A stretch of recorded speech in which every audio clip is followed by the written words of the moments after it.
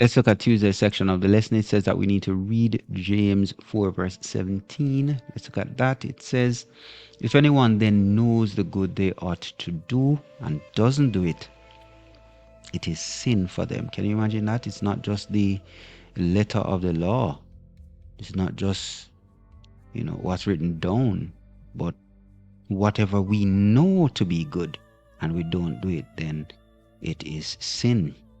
Interesting verse there. So it says, in this week's flashlight quote from Prophets and Kings, Ellen White refers to the way people at the end of time will look upon sin as a light thing. How do you see this as true today? When you look at the movies, you look at the songs around and so on, people, whatever, you tell a lie, no biggie. You do a little embezzlement on the side, a little misappropriation of funds here and there, whatever. No big deal. You'll pay it back, right?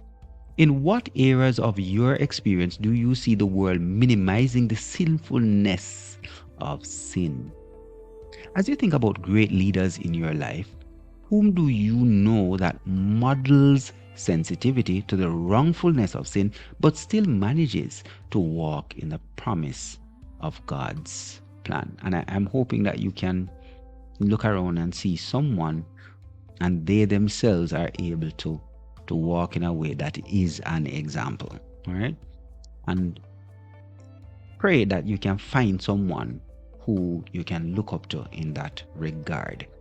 Let's go to the flashlight. It says here, to the end of time, men will arise to create confusion and rebellion among those who claim to be representatives of the true God.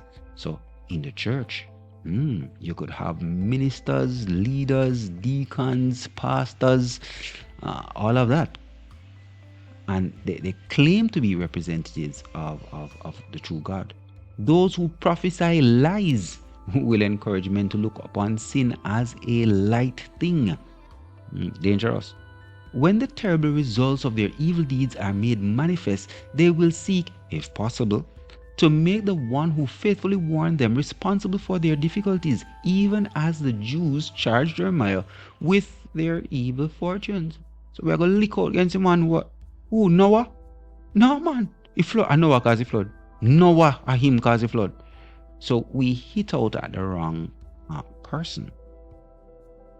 But as surely as the words of Jehovah through his prophet were vindicated anciently, so surely will the certainty of his message be established today. So make sure that we are on the right side, always trying to do the right thing.